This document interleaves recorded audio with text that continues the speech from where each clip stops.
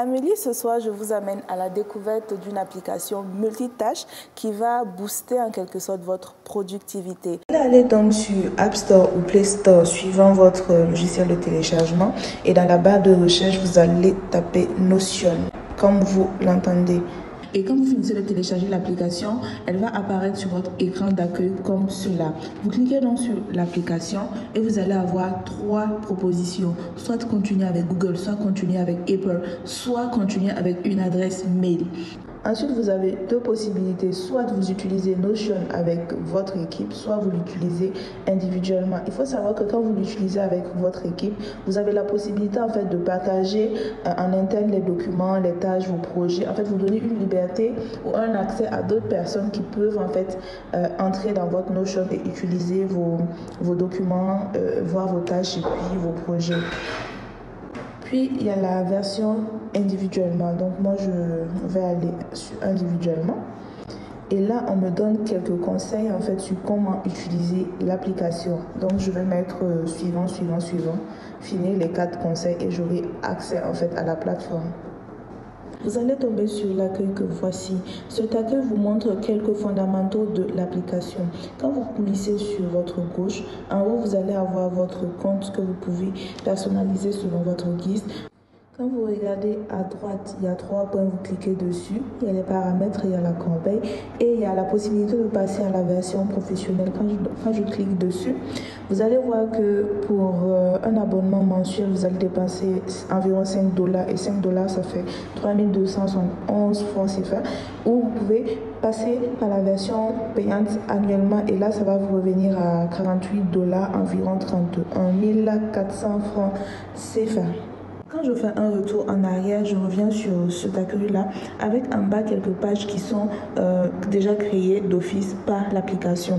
Ces pages-là, vous pouvez les modifier, vous pouvez ajouter d'autres pages, d'autres activités. Moi, je vais cliquer sur le plus, j'ajoute une activité pour faire ça et je vais déterminer les différentes tâches qui aura à mener au sein de l'événement que je viens de créer et je vais faire le suivi point par point pour ne pas oublier. Vous allez remarquer juste en bas avec moi qu'il y a un autre plus quand vous cliquez dessus.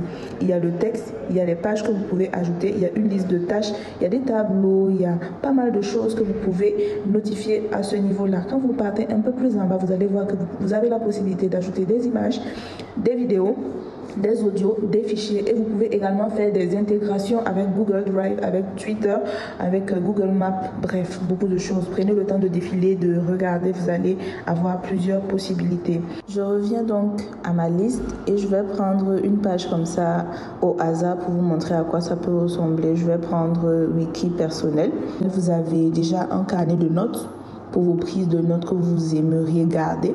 Vous avez vos notes et brouillons. Vous avez au niveau de la planification, peut-être que vous avez un voyage, vous pouvez rentrer donc au niveau de la planification, faire la liste des tâches de vos voyages.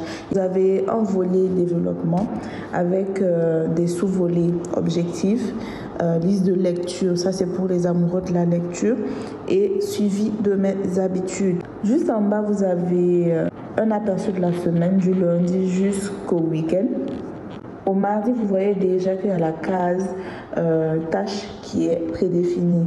Donc, au niveau de la tâche, vous allez juste mettre voilà, le nom de la tâche. Vous faites retourner à une autre tâche qui se crée et vous complétez ainsi de suite.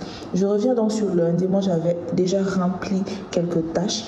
À supposer que vous arrivez au bureau, que vous devez nettoyer le bureau. Vous finissez de nettoyer le bureau. Vous cochez la case et vous voyez automatiquement la tâche qui s'est barrée. Ça veut dire que c'est une tâche que vous avez déjà effectuée et ça vous montre la tâche qui doit suivre suivant le programme que vous avez défini.